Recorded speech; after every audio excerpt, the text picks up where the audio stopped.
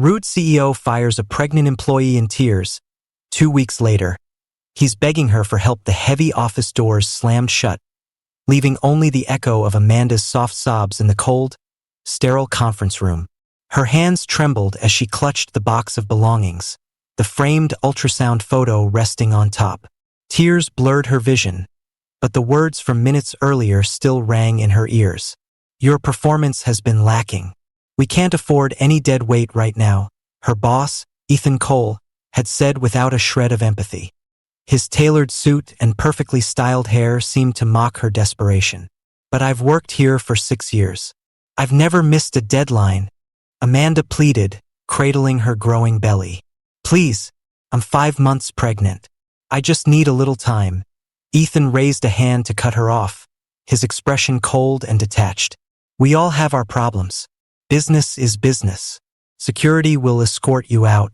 2 weeks later, Ethan's phone buzzed incessantly as he stood at the head of a long, polished boardroom table, his usual confidence nowhere to be found. Sweat clung to his brow as he adjusted his tie, glancing nervously at the group of executives staring him down. Mr. Cole, one of the board members said sharply, we're in trouble. The government contract you promised us hasn't been secured. If you don't deliver by the end of this week, the entire company will collapse. Ethan swallowed hard. He had banked everything on landing that contract. The company's future and his reputation was hanging by a thread.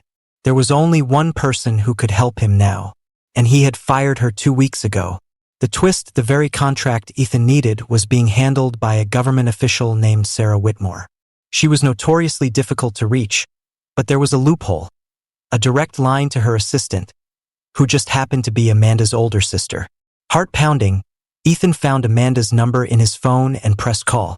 She answered on the second ring, her voice calm but cool. Hello, Mr. Cole, she said, her tone unreadable. Amanda, I'm glad you picked up. Ethan forced a chuckle, trying to mask his panic. I was wondering if we could talk. I need your help. There was a long pause. Help? Amanda repeated as if savoring the word. Yes, Ethan said quickly. The Whitmore contract, your sister, she might be able to put in a good word. You know how important this is. Amanda's silence stretched, and Ethan's heart sank. When she finally spoke, her voice was steady, but there was an unmistakable edge to it. You humiliated me, fired me when I needed this job the most, and now you want me to save you? I made a mistake, Ethan admitted, his voice cracking under the weight of his desperation. Please, Amanda, I'll make things right. The resolution Amanda let him sweat a little longer before sighing. I'll call my sister, she said, but on one condition. You rehire me and every employee you've unfairly dismissed. And this time, you treat people like human beings. You have my word, Ethan promised without hesitation. The next day, Amanda walked back into the office. Head held high, confidence restored.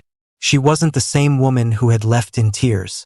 Ethan greeted her at the door, humbled and grateful, a changed man. Amanda didn't just save the company. She became the catalyst for a cultural shift that transformed the toxic workplace into a thriving, compassionate environment. And this time, Ethan knew better than to underestimate her.